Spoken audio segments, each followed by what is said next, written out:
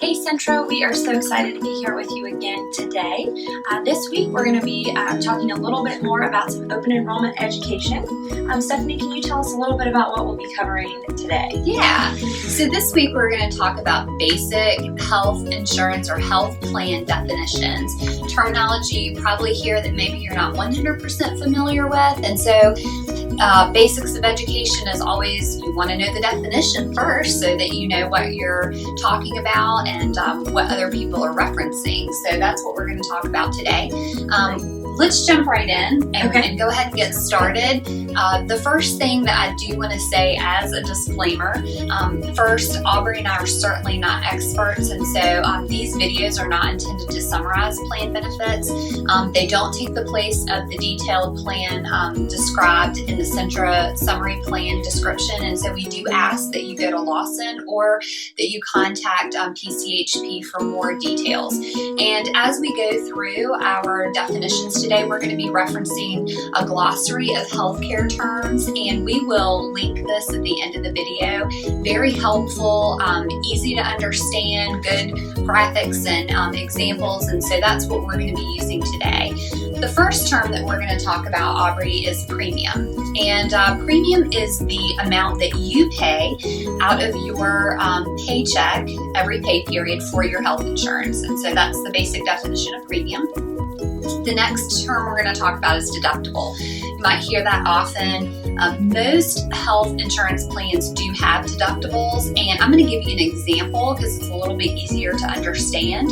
So let's use $1,000 deductible just for the simplicity of it. And so if you have $1,000 deductible, the deductible is the amount that you're going to pay for covered services before your health plan kicks in and begins to cover those services. And I do want to note we use the word covered services a lot in this particular video. Covered services means that there are services that potentially your health plan doesn't cover. So again, we would want you to check in with PCHP with your benefits summary description so that you know for sure what is and what isn't covered. So we've talked about premium, we've talked about deductible, and the last term that we want to talk about is copay. And so a copay is a fixed amount. It might be $25, or for example, for urgent care, it's $50. And this is the amount that you pay, again, for a covered service when you receive the service. And so the amount that you pay can vary based on what type of service you're receiving or what your health plan details are. And so, so premium, deductible, and copay. All right, so I'm going to talk about just a few additional terms.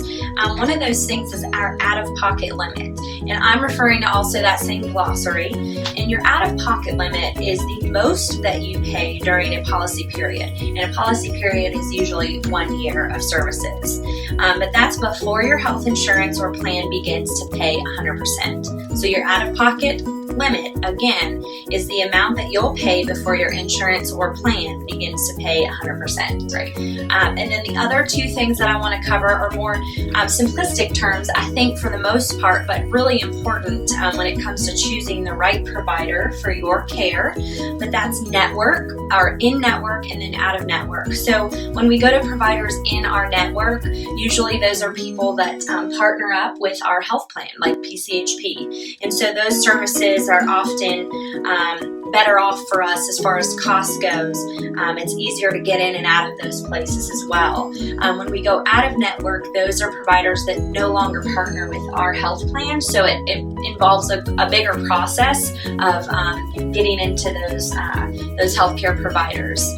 So those, again, are out-of-pocket limit and network, and then in-network and out-of-network. Great. And I also think that it's good to mention that out of network, you'll hear the term non-preferred provider, and oftentimes if you go out of network, they are considered non-preferred providers out of network, and those are certainly providers that you're welcome to go to, but you may end up paying more, and so that's something to certainly consider when you're choosing. For sure. Again, we'll say it again for the third time. please refer back to your Centra summary plan description. You can find all your benefits information on Lawson, or you can contact PCHP. And so we appreciate you joining us again, Centra. We hope you have a great week, and we'll see you next week.